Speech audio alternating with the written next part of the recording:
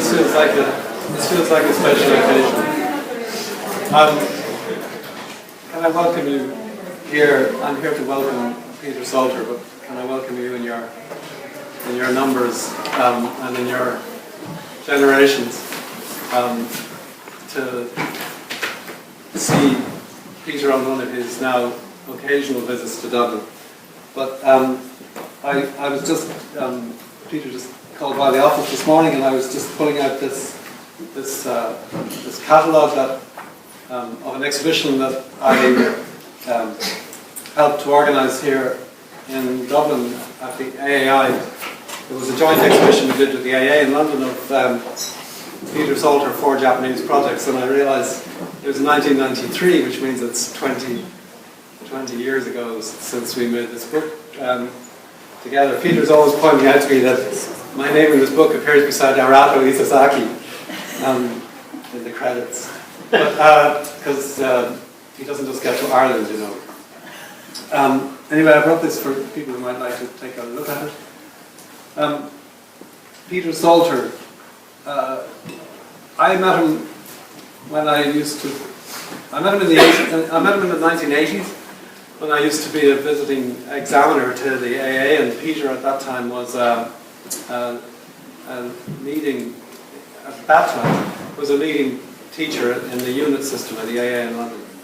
And he was already known, recognised, and had a certain following around the world for his drawings. And for those of you who know his drawings, who I'm sure is most of you here today, there's so much to learn from the way he draws and from the kind of world that's taken in through his drawings. And Peter, I'm sure, will show you some of his drawings here today. The thing I came to realise when I met him at the AA then, having digested the drawings, was his qualities as a teacher. He is of his generation. He is a leading teacher of architecture in many schools in Britain. He's currently the professor of architectural design in Cardiff, but he has taught at the UEL, where he was head of school there. He has taught for a long time at the AA, and he's visited and taught at so many schools. He stands for something about an English approach toward architectural education. And that approach, he sort of seems to me to have set out a new groundwork in how to understand the relationship between what a student is learning and what a teacher is doing, and which you will also garner some of today. Anyway, since 1993, since we did the same big exhibition in Dublin, Peter has become, let's say, an informal friend to the school here. He has occasionally visited. Orla is just telling me that she had him at a cricket when she was in first year, had a cricket, and when she was in 5th year, so she's double dosed in Peter Salter. And I'd say there are others here who would have had other intersections with him across the years. So I can't introduce him without talking about his drawing. I can't introduce him in this context without talking about his teaching. But actually, over all of that and overarching all of that is the fact that he is an architect. And the welcome evidence of that is that he's now building in his hometown of London. He's building 4 houses, and in a buried site. And when Sheila and I would see them on site with Peter last year, I realised that I have to get Peter to come over and show you these houses that he's making.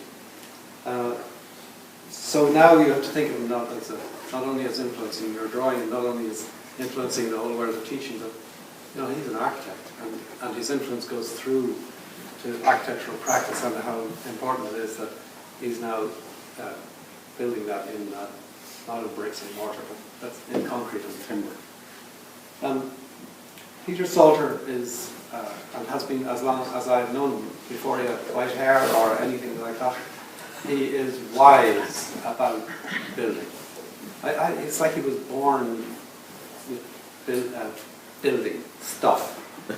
He is curious about architecture. He is devoted to his craft. And he has a kind of lifelong, dreaming, conscious, unconscious, deep awareness of the feeling of things and buildings as things. He's also a friend, and it's a pleasure for me to welcome you back to here. And now that you're building, it's curious to see what you will have to say today. And I'd say that we're doing this, he's doing a lecture, and then at the lecture you'll have a chance to ask him questions when he finishes. And then we're going to set a table up the length of this room for second year and fourth year students who are invited, and then any other students who aren't invited, to come. And Peter's going to set out his drawings for his houses on the table, and you get a chance to look at and talk to him about his drawings. So we'll have a sort of seminar session about drawing, about half an hour after the lecture finishes. Peter Salter.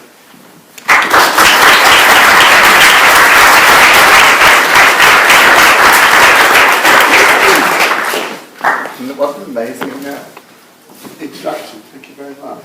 Thank you, John. And thank you to the school for inviting me here. It's great to be here. As John said, I'm going to talk about 4 houses that I'm been making since 2006. Long process. And I've never built in London.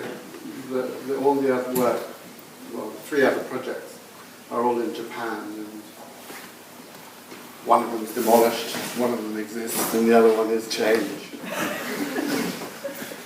And anyway, the houses come about because of a client who was a student at the AA, and he, at that time, was interested in how you build housing in kind of dense situations and what may some of the rules be for that.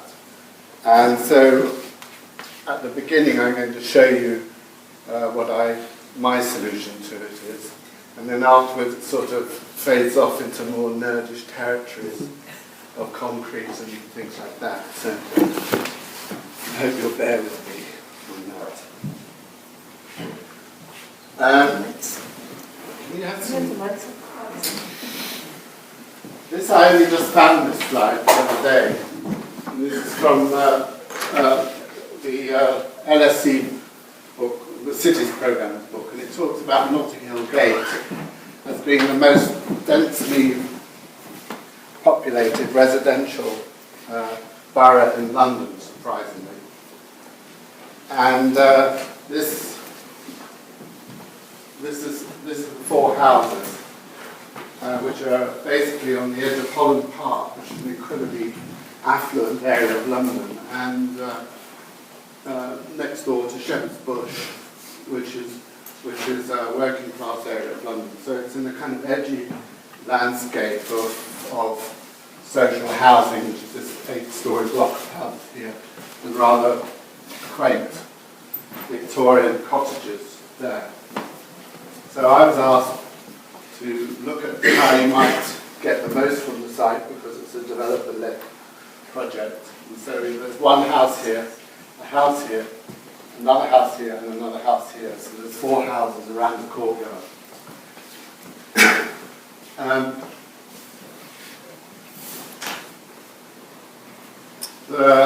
This house is like Peter Simpson's brick house. It gets most of its light, practically all its light, from above, and it's pushed into the ground, so that when the planners said they wanted to be able to look through this listed tree and see the ridge line of this little 2-storey Victorian cottage, that I wasn't to interfere with that view. So this house is built into the ground.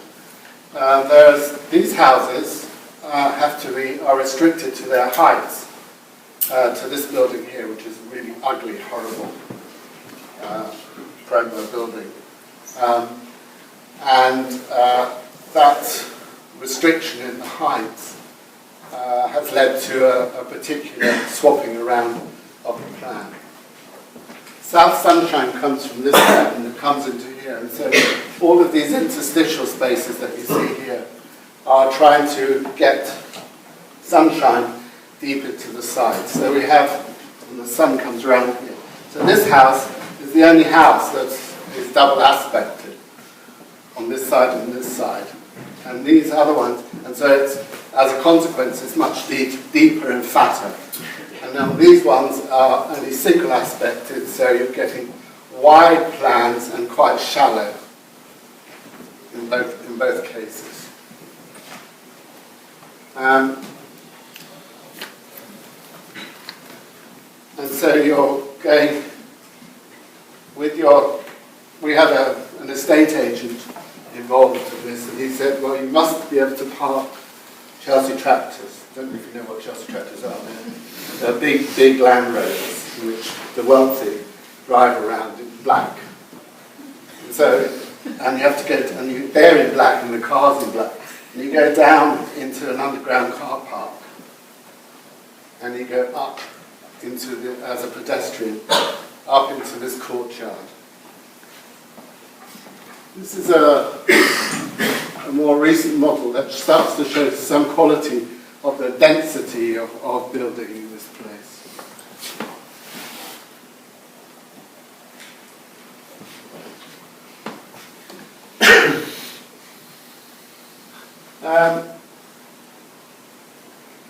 While I was looking at the kind of denseness of this idea of packing, I started to look at Sabbionetta again. Sabbionetta was built in 1591 by Gonzaga.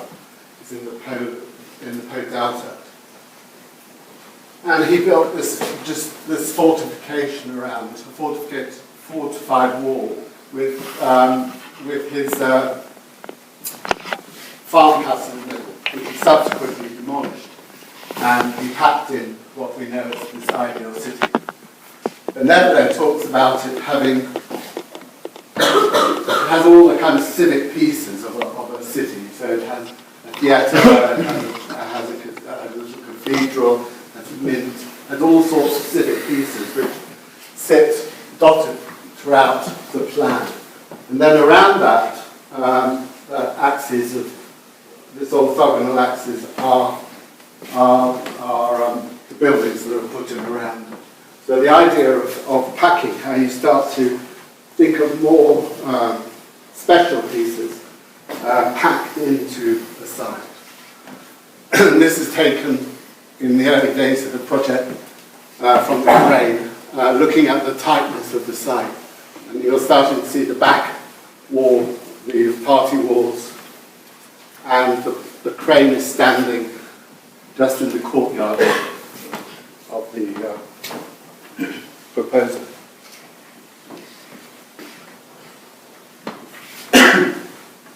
This is just an early drawing, or an early photograph. Of the kind of intensity of construction that you're getting in these places. And this is in Sabbionetta. Sabbionetta, when Gonzaga built it, he got all of his neighbours, who are these farmers, and coerced them to living in this city of his. And the ground floor is where they kept all of their pre-industrial farm machinery, and the upper floor is where they lived. And Gonzaga never came down to the ground. He travelled around on balconies and walkways to visit the theatre and the cathedral. And the thing I like, and it's tight, it has a kind of, it's very tight in its spaces. And the thing I like about it is that it has a kind of peacefulness to it. It's very quiet and a great sense of privacy, mainly because nobody's living in it now. But I mean, this idea of privacy and quietness seems to me to be an ideal way when you're trying to build something so dense as I'm trying to do. And this drawing at the top is an early planning drawing, which sets out two of the houses in relation to this little courtyard. I should tell you that the distance between the houses across the courtyard is 5 metres. So this idea of privacy and quietness in relation to a space which is probably only about this wide between houses is what we're dealing with.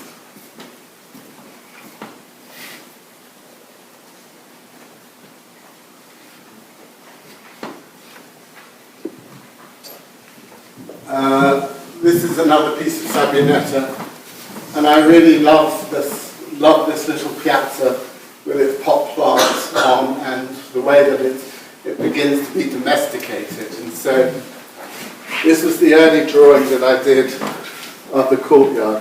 I obviously haven't got the perspective quite right, because I think this is about 10 metres across here. And this is a drawing that's going on the hoarding of the construction site now, which has a much more accurate rendering of the 5 metres between the houses. So, trying to get an idea of privacy or sense of privacy, I tried to make the courtyard as though it was an open wooden room. It's like a room that you would get in Venice, in the Scuola San Rocco, which is a big timber-panelled room with benches around the edges in timber. So I made concrete benches, which give a sense, which stop people coming up and looking into the windows. They give a defensible space. So each house has a range of concrete benches, and then above has these quite small linked louvers. And so that stops you looking across into your neighbour's window. And they move, and they allow sun to come in. And you can imagine every night when you come home that maybe the louver pattern has changed. So that's one aspect of the privacy of it. The quietness is done by having the timber louvers, which allow the sound to go into the louver bank to an acoustic render that is behind the louvers. And it has end-grain timber block flooring. So I always think of Trinity College when you go in through the kind of loggia, and they have these amazing timber blocks, end-grain timber block. And it's you go from the noise of the city, and you go into the interior through this quietness of this timber block loggia. And so here you'll have all of this part has end-grain timber blocks. So you get to this wooden room of wooden oak, reclaimed oak, louvers, and a timber floor. These strange things are like the Scuola San Rocco. They're lights, and the idea of them is to not to have any light pollution. So above here, when you walk into this courtyard, which is private, it will be hopefully quite dark and shadowy, because the light is kept down to just below your eye height. So it should be quite gloomy in here. The idea of gloominess, well, we'll talk about, is another thing that I'm interested in. I'm not so keen on everything to be brightly lit, and the estate agent thought I was completely crazy, and so he insisted that we put artificial lights in, so that when he shows prospective buyers along, he can switch on all the lights.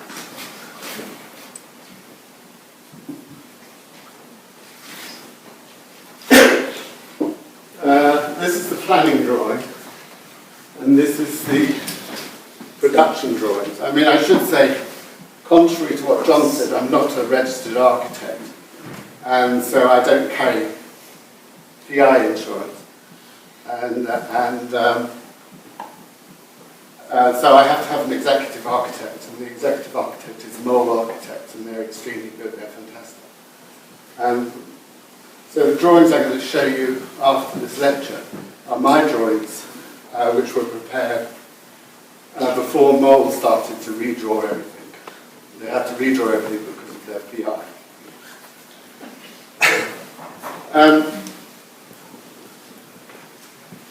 So the other thing about privacy is that what I try to do within the house, these are not houses for families with children and things running around.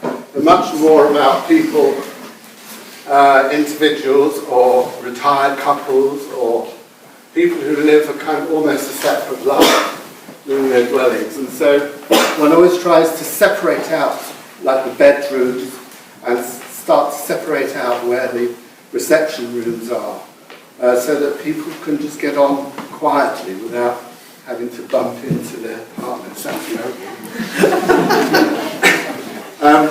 And so a lot of the things like toilets and other sort of pieces enables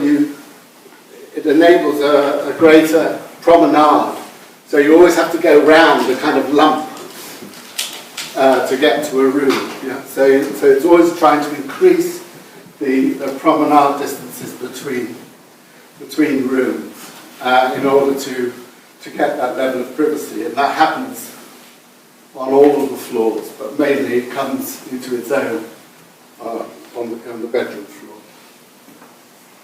You can see here that this is going to be a piece of the kitchen for this house here.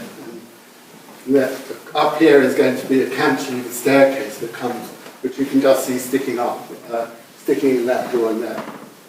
And the Chelsea tractors come down here, underneath this cantilever staircase and into the underground car park.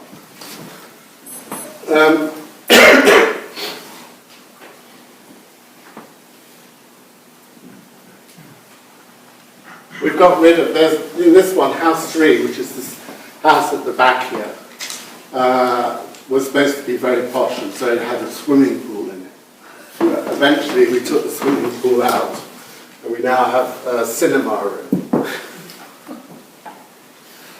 And as you can see, it hasn't got any windows, but then it is a cinema room. So what we've done is to cover, we've made the walls, I've got willow weed in it, so you can't see, but you can smell. So there's a nice smell of willow. Hopefully we'll be in these cinema rooms.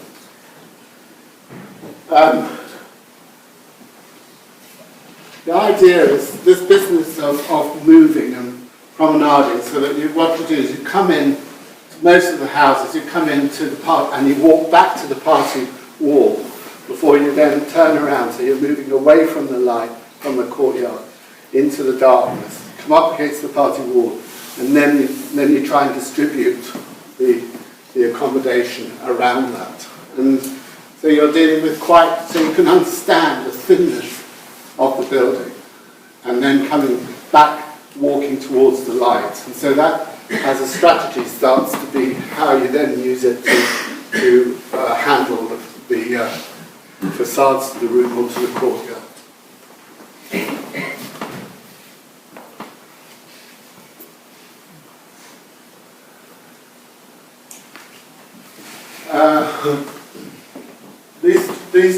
All of these plans are without. There are 2 more cinema rooms. I mean, all of the time, because the project gets more and more expensive, and so all of the time you're always looking for more space. And so the contractor said, well, why don't we put some more cinema rooms in? Because that way we increase the floor area, and that way you can sell it for more, and that way you can it subsidizes your expensive detailing. That you come down, and there's the Chelsea tractor. It's so tight, actually they're Porsches, but it's so tight at the bottom of the ramp. You drive onto a turntable, and the turntable then turns around and shoots you off to your appropriate parking space. So it's just like being in Japan, where each car, and it's very, very tight. I hope not too tight.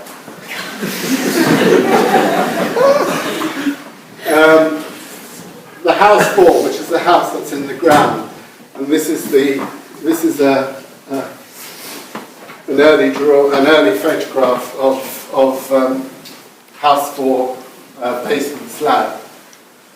You go from the car park, which is covered, you go to a little outdoor area before you move into the house.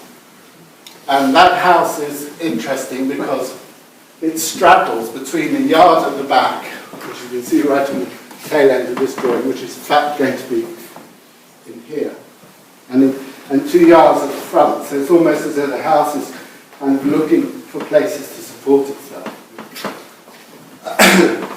And of course, the ground on that floor, you'll have the bedrooms, and on the upper floor, you'll have the kitchen and the living room.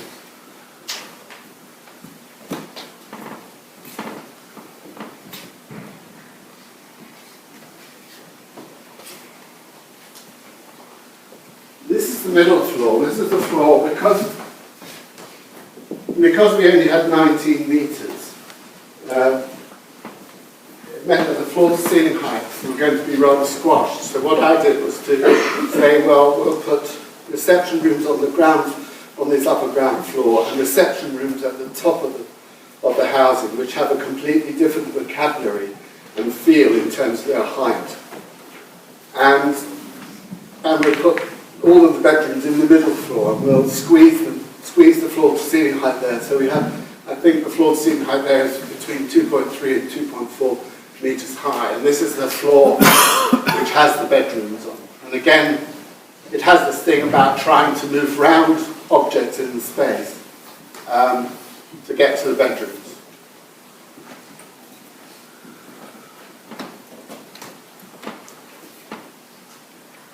I mean, this house here is a bit of a bone of contention at the moment because this is the bedroom floor. You can see there's one master bedroom and a smaller bedroom.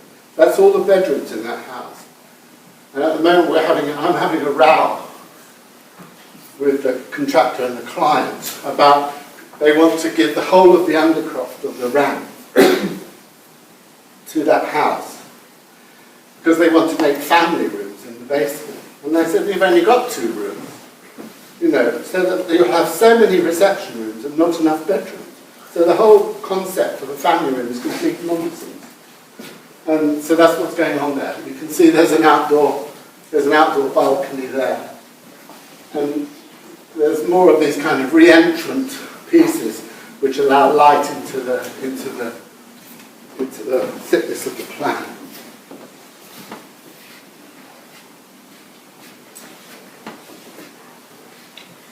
So, well, this is a endless photograph of the basement, when actually we're talking about the top floor.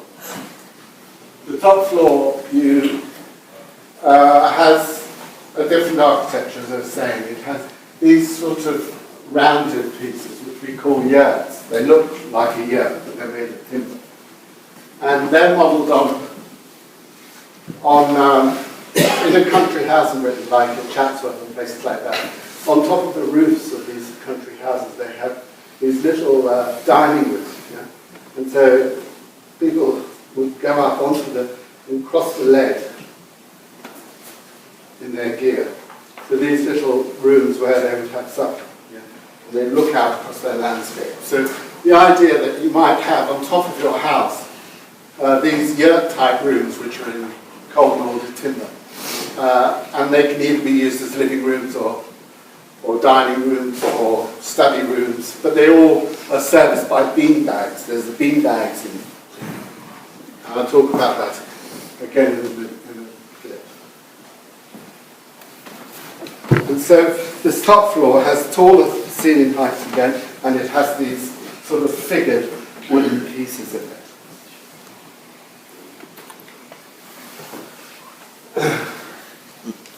This is a drawing I did for the Royal Academy, which they rejected.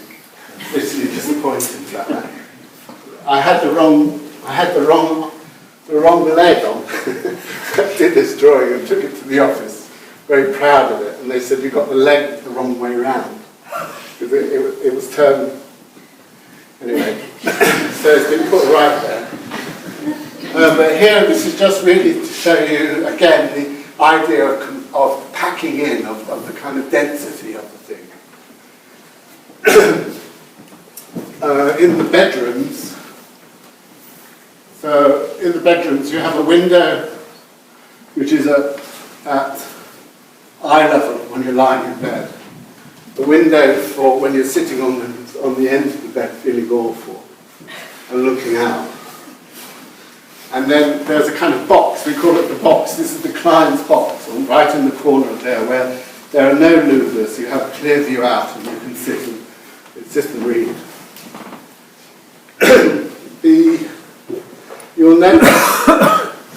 You'll notice that none of the walls appear to go to the ceiling. I mean, that wall across there with the windows on has a big slot window at the top, which doesn't have any louvers on it, and allows light to bounce in across the ceiling of the room.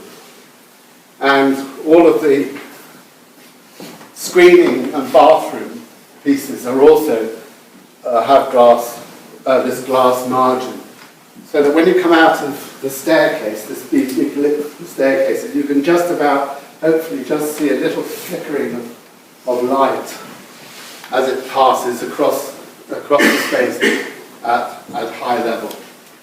I'll talk a bit more about that later on. You can see the bean bags in the yurts at the top of the drawing there.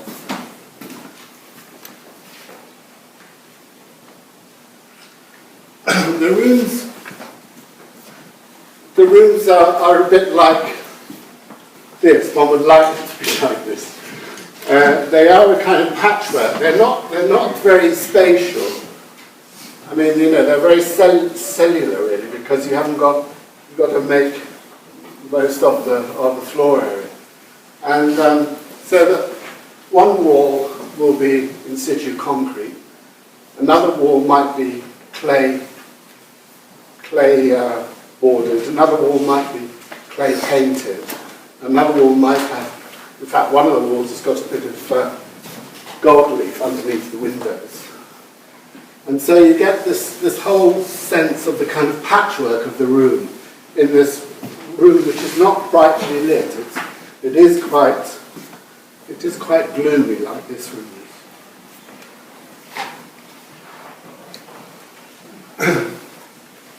This is a photograph taken by my partner, Chris MacDonald, when we were working together in the 1980s. And I just think this is such a beautiful quality of light in a bedroom. And that's what I'm trying to get at in my bedroom. And that's a drawing of them there. So, and you'll notice that there are some bits of gold leaf there. I mean, there are little bits of brass and gold leaf in the rooms. And in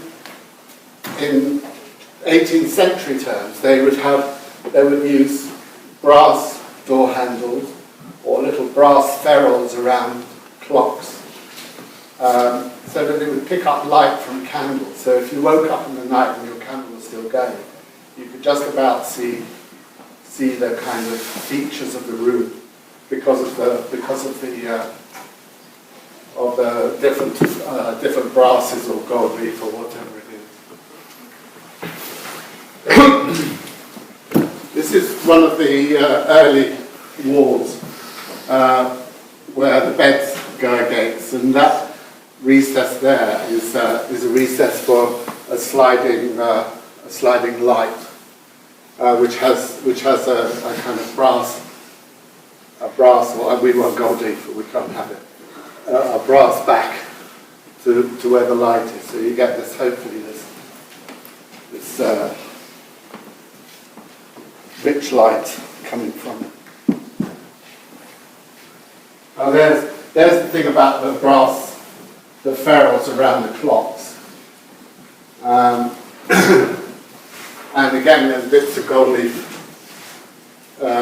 on the various parts so that you can tell the time of the day in the bedroom. But it would be wonderful if it has that kind of shadow to the room. And that's what we're looking to achieve.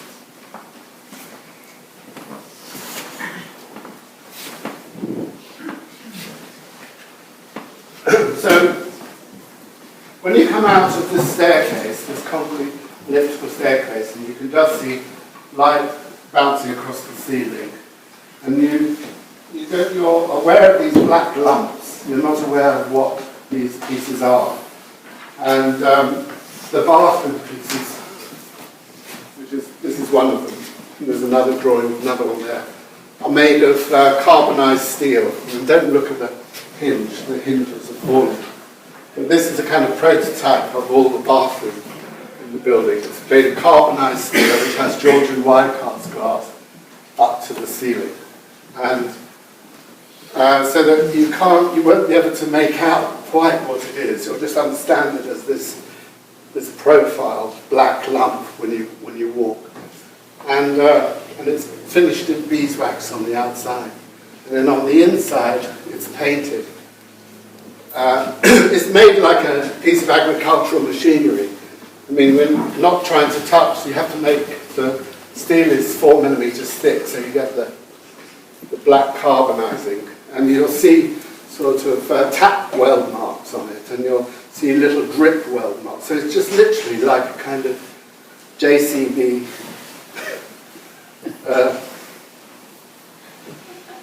spade. Yeah. And that's what you'll see. And then on the inside of that, it's like agricultural machinery, which is sprayed, and sprayed and sprayed and sprayed. So it's painted on the inside, and then it has some mosaic around it in the very heavy wet areas.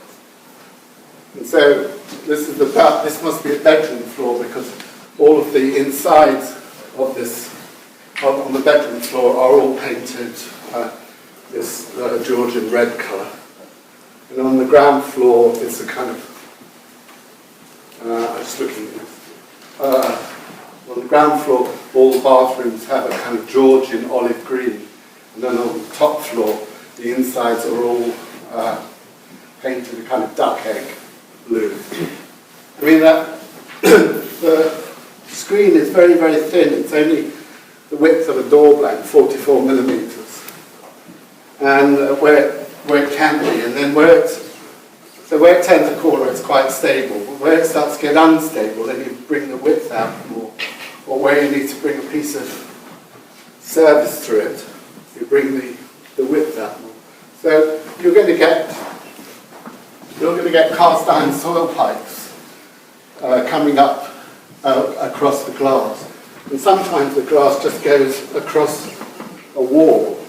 So the glass is always there, and sometimes it's translucent, sometimes it's got something behind it, and sometimes it's opaque.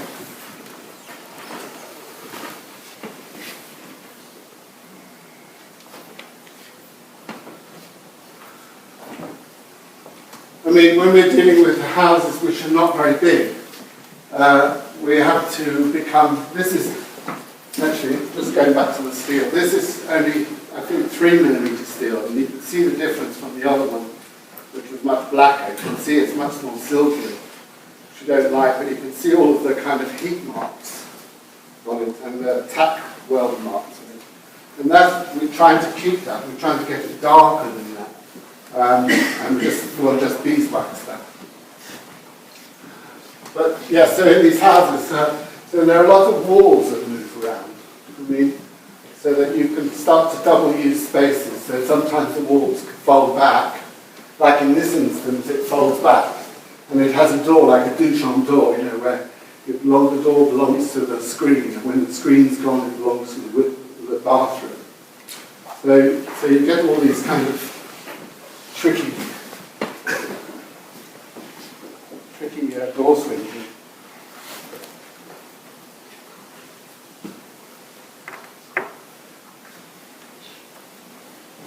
So this is where now we're starting to get a bit more nerdish. This is my drawing of the construction joint system for the concrete, fairface concrete for the bedroom walls. And you can see that some of it, that's a slot window, so light will come in there. Some of it's made of, maybe you can't see that, but I can't see it, but it's phenolic formwork here. And here it uses birch-faced plywood. And you can see there's phenolic there and birch-faced plywood there. And what that does, the birch-faced plywood leaves grain on the concrete, and so the raised grain gives a kind of shadow to the concrete, and so the concrete is darker. These are the same pours, but it's darker because of the formwork. And here, because of the phenolic, which is very smooth and shiny, it reflects a lot of light. And you see on the ceiling that there's that light. So in this slot window, you'll be bouncing light across the ceiling. I'll talk about that later on. On the top are some sample panels of the phenolic and the birch face and these big formwork ties. We've now cut down the formwork ties, so they're much smaller. They're only, I think, normal formwork ties are about 44 diameter, and these ones are like 32 because we just literally cut them off earlier. I mean, this is Tado Ando's Hiroshima project, where you have these break-off formwork ties, which we're not allowed to use, but I mean, it looks fantastic there. The other thing that's so wonderful about Hiroshima is that there are all these cold joints. So I asked the contractor to put cold joints. I want cold joints, particularly in the bedroom, so you get this kind of striation. And he's put them in. He's put them in at the moment on the retaining walls, which I would feel slightly dodgy, but because I'm worrying about water coming through the cold joints. But he assures me that it's not going to. But so we're actively encouraging him to use cold joints in the concrete, so you start to get these striated surfaces. We also tried to get him to put some black sand in, so that it would sort of come to the surface, and so we start to get a much kind of more stone-like quality to the concrete.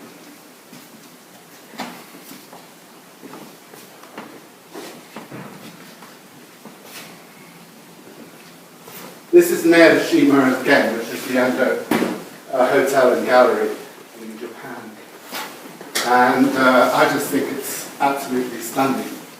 And I would love to have got that. But this is what we've got. This is one of the ceilings. And it's very reflective. The other side of it is that the formwork for the slabs, we said, oh, should we have lots of little joints? Because it's a small room, it's a small cottage. Or is that too busy? So should we have bigger joints? And so in the end of the day, we said, well, you don't want any joints. And so literally the slab formwork is lined with vinyl. And the vinyl gives you this, it stops the jointing, apart from this obvious one, which I'll talk about in a minute. And it starts to give you this shine. So this is the shine that we'll expect from those slot windows high up. The only disadvantage of it is that where the bars are lifted above from the formwork, you have these lines of spaces, and because they're heavy, they start to make start to give a kind of dimpling in the vinyl sheet that we're using. We're using vinyl sheet which is 4 meters wide by 9 meters long, so you can get quite big joints between them.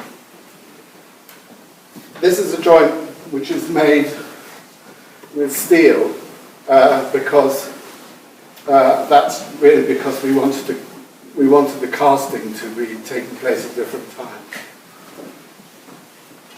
So all the time, I gave this to the contractor. I'm looking for this, and he's doing his best.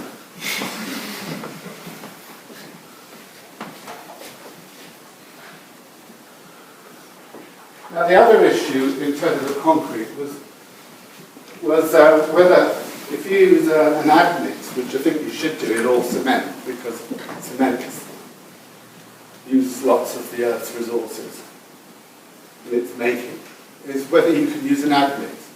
And this is two slides. This is an admix of PFA, pulverized fly ash. And this is an admix of GGBS. That's whatever it's called. It's also another fly ash. And one gives us grey colour and one gives us more creamy colour. And so there was a great dilemma. So we've had lots of sleepless nights worrying about whether it should be PFA or GGBS. And in the end, they said, oh, we can't get PFA down in London. You only get that in north of England. You can only get GGBS, and so we're using GGBS. So ours is a much more creamy colour. And then you start worrying about, well, how much GGBS do you use? Because if you use 50%, you get a much whiter colour. And I don't know what this one is actually, because this is early days when we were doing that. But we eventually are using 35% GGBS in our concrete.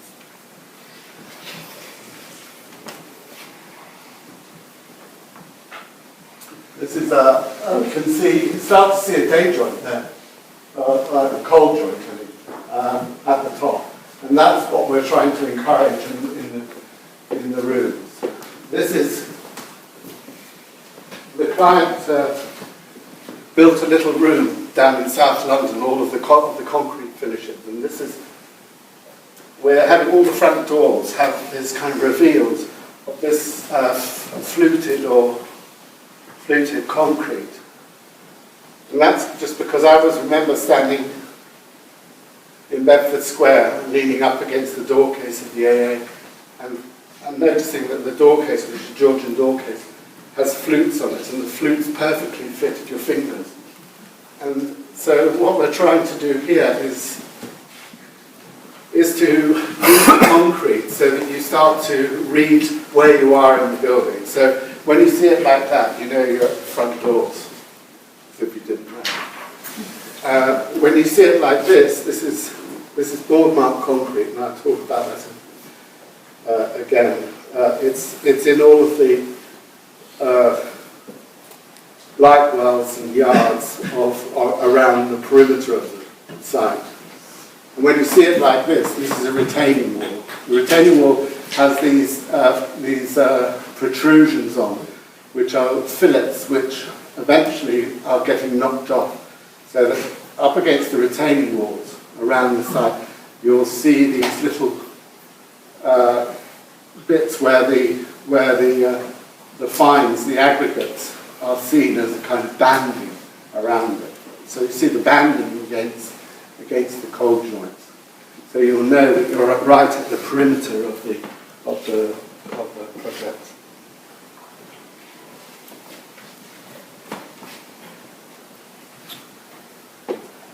This is my drawing of the ground floor front elevation to the houses, and I wanted it just like this colour scheme. And I thought it was so wonderful. It's beautiful. So I tried to recreate it in terms of the board marking. I gave them percentages of the board marking.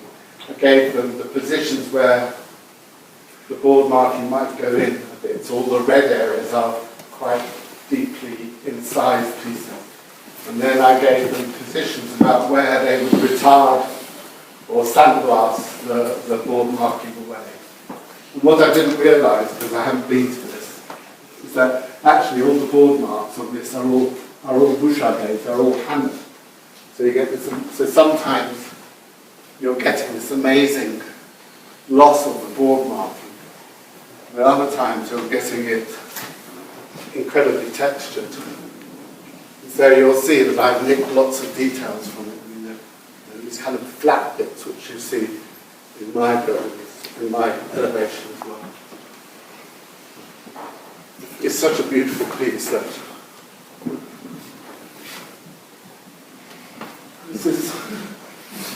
this is us in this room trying to figure out what the board marking should be. And this is the man from Cemex. He's very pissed off because he uses PFA. He's the PFA man. And he's trying to break into the London market. And he can't. So most of these are all I think this is certainly PFA. And this I think is probably some GGBS. This, we hate it. I mean, we're looking to sort of model this. And so when you're looking at the edges of these things, you're getting this really bizarre kind of in-out section appearing. And so we didn't like this. We thought this was much too extreme. But on this one, it started to be sort of gentler. And what was so nice about this, you can see on the top of the board mark, you can see a kind of white line. Well, that white line always is light reflecting off the top surface of the board mark. And so we started to invent sequencing where the tops of the board mark wall have more sticking out so that they receive and reflect light, and the lower parts of the wall are more recessed. You think that the whole wall's going to tip over, but it doesn't, because we're moving in and out between 3 and 6 millimeters, and you can see we're using smaller plugs, smaller formwork pies as well.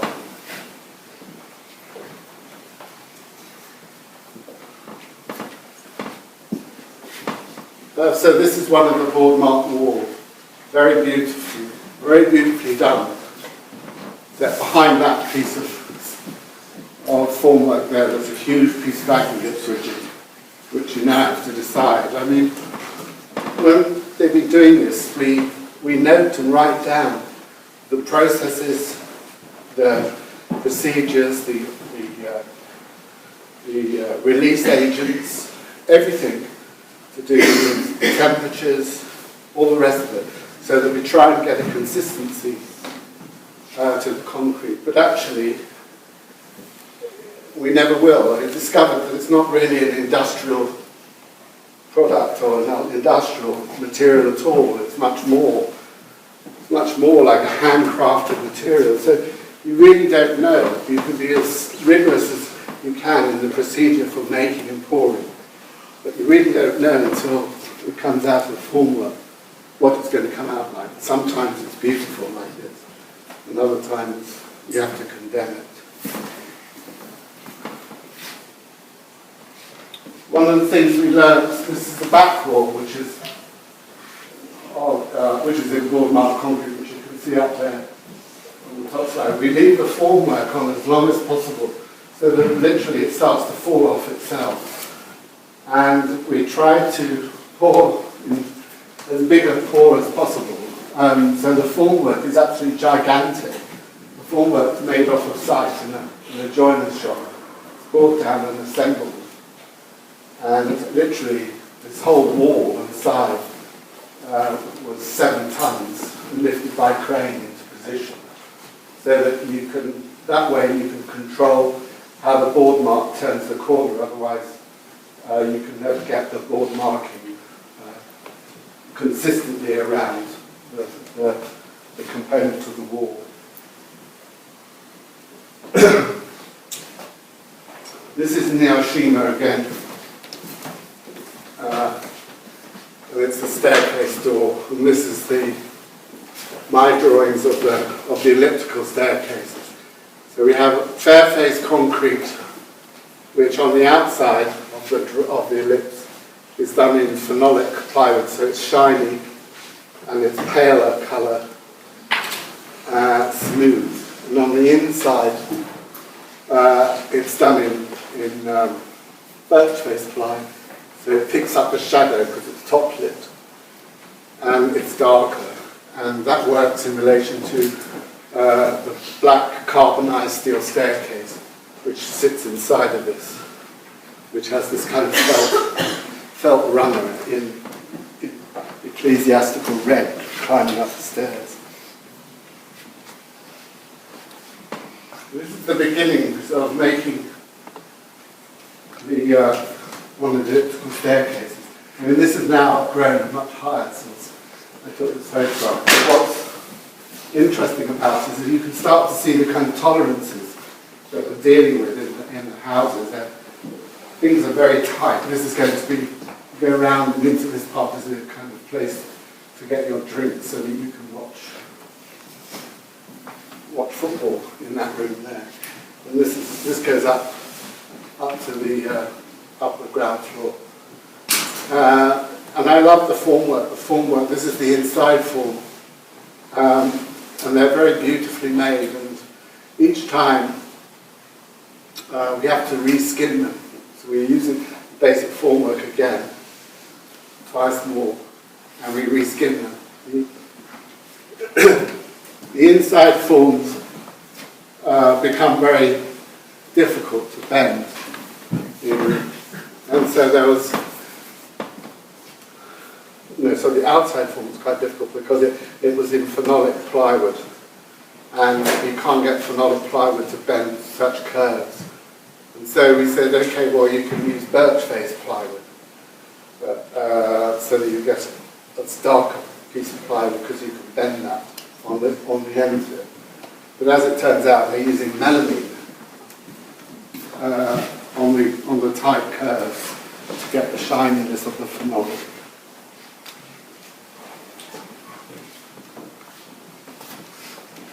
This is one of the staircase pieces, and you can start to see the graining of the birch face ply, and it has a kind of shadow to it. It's quite dark.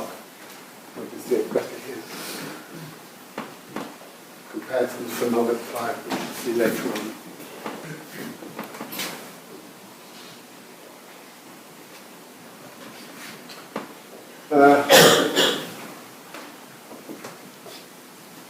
This is a stair. This is a different kind of staircase, which where the Chelsea tractors go down underneath. And it has these prisms in it. These are deck lights.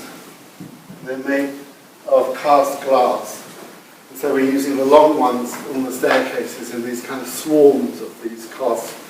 And then in the yurts, which is these are material studies, you use these what we call lemon squeezers. They're shaped like a lemon squeezer, and literally the light comes in and gets diffracted by the geometry inside. This is a prototype of the lights, the recesses for lights that sit in the stair drums there. You can see there. You can see the difference between the birch face ply and the phenolic ply there. And they're both with 35% GGBS. Admix.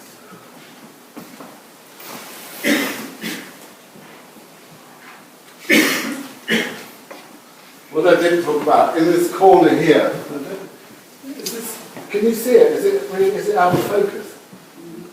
Sorry. There's a snorkel in here, there's a kind of light snorkel.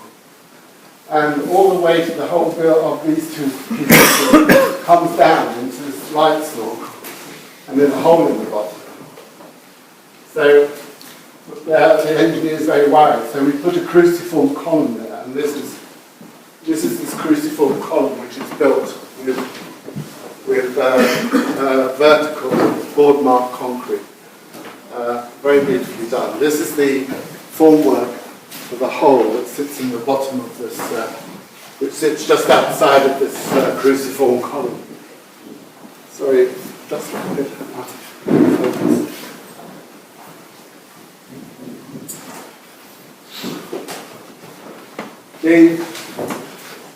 The houses inside are all seeded concrete surfaces. So all the hallways and the bathrooms all have this so-called structural topping. They don't call it screed in my presence because I hate the term screed. And so they call it structural topping, but it's not. And what we do is they pour it on and then we seed it with this is Riverstone gravels from the Thames estuary, which has more browns and blacks and less white pebbles in. We throw it into the mix, and then it gets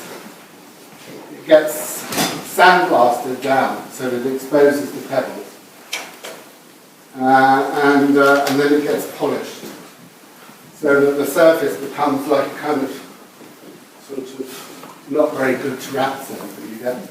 So this is my drawing showing how much sealing you should do. And I got this idea out of from Cardiff, where this is a courtroom, I think it's in the Rialto Market in Reading. I've never seen it again. But that has a terrazzo floor. Not a terrazzo, it has, a travertine marble floor. And then you step onto this lovely timber rug. And so in all of the rooms in my houses, you'll go into the room on this concrete surface. And then you will step up onto the timber rug and step up onto the wall. And so it's exactly that detail.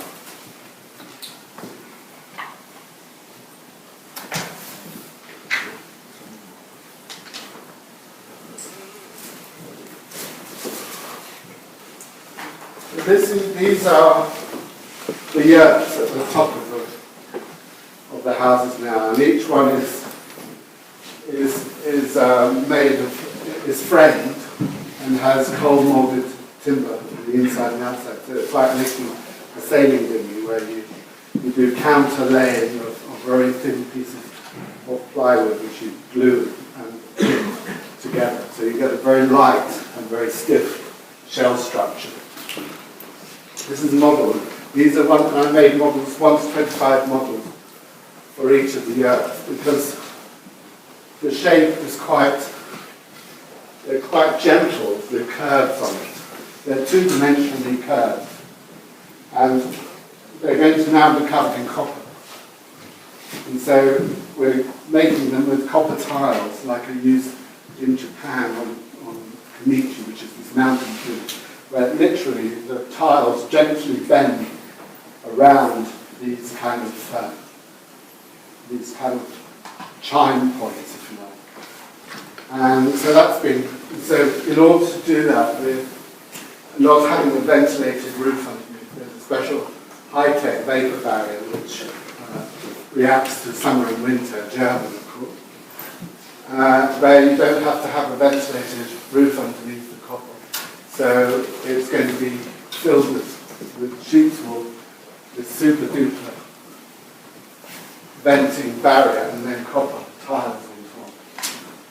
And they're being made down in Devon, and they're being made in pieces. And then they're going to be, I like this, I'm going to be there. They're coming up from Devon on low loaders, and they arrive in Kensington and Chelsea in the middle of the night with these sort of lumps on, which will be quite fun. See, it reminds me of when they brought the Gerberettes into the Bobo in Paris. They did them on low loaders and had to drive through Paris with these enormous castings. So this is my little version of that. This is a model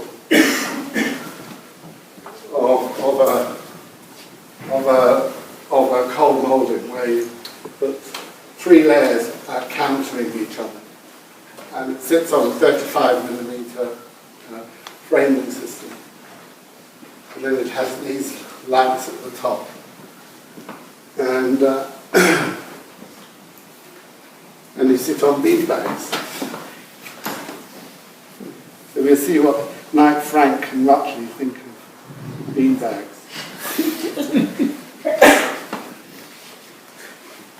When we were doing these models, we thought, okay, well what we'll do is we'll make the models roughly. It's pretty rough. And then we'll get someone to scan it in Rhino. So this is the scanning in Rhino, and then we can work on it. You know, we can carve a bit more, make it more precise. And it's so bloody detailed, you can't do anything with it. I can't work with that. So now we just use it for lectures.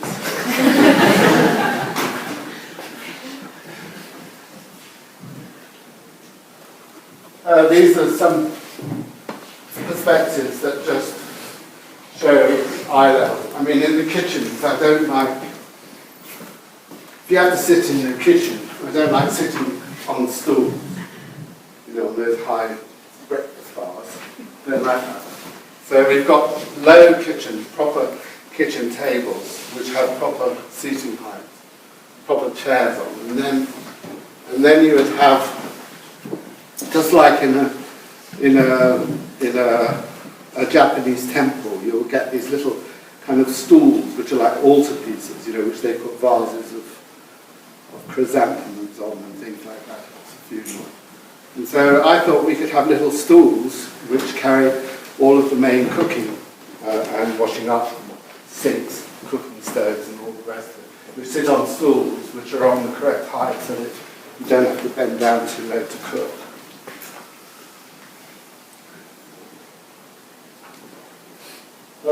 The louvers are timber louvers. This is a drawing which shows you how close you are to your neighbour, and that's why this is trying to convince the client that we needed louvers, because he doesn't like them, but he's going along with it. So you're quite close to your neighbours, and so the louvers are quite important. We're making them, they're only about this size, each louver, you can see. And they open and shut. I wanted to make them with a kind of tiller bar so that you could open the window and slide the tiller bar backwards and forwards so that they would open in banks of about 8 or 9. They all sit, although the rod goes all the way down the building or to the next connection. The relationship between the timber panel and the rod changes, so you get this almost like this kind of brick pattern on facade in timber. And that's a detail of how they're hung off the building in relation to one of those windows. This is when you're looking out at the louvers, I didn't think you should be able to look up and see the sky, so I put a huge, bloody great gutter, which is jammed in between the louvers and the wall. And this is a big kind of copper gutter, which just carries water down where sometimes it goes across windows. I like the idea of seeing this kind of dark and copper going across windows. And it's stolen from Henry Morales, who did big gutters as well. Getting near the end of this talk now. This is the snorkel, which tries to resolve this corner, which is quite difficult to deal with, to bring light into this corner. It's modelled on my arm. See at the top it's wider, and it gets thinner around here. So I literally made a model by wrapping my arm. And then I started to measure the model and make more models from it. And we're using Anthony Malinowski, who does a lot of paint colours with architects, and we're using him, and he says we should, and I think it's wonderful, we're using this Korean blue paint, which is metallic. So everywhere you see a kind of recess or re-entrant where light goes in, then we'll get this metallic colour, and they're different colours according to where they are. And yeah, that's different.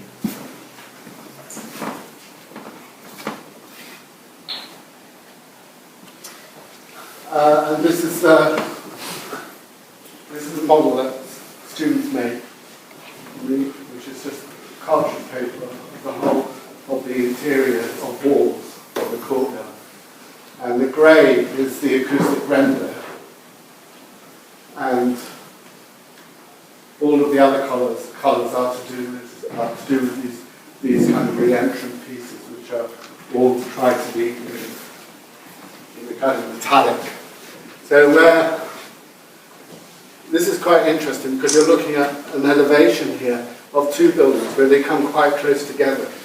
So what we're trying to do is to get light bouncing off one metallic reflective colour, bouncing onto the other because they become very close together. So you get a kind of interesting part when you come up from the street into the courtyard. That's it. Thank you very much.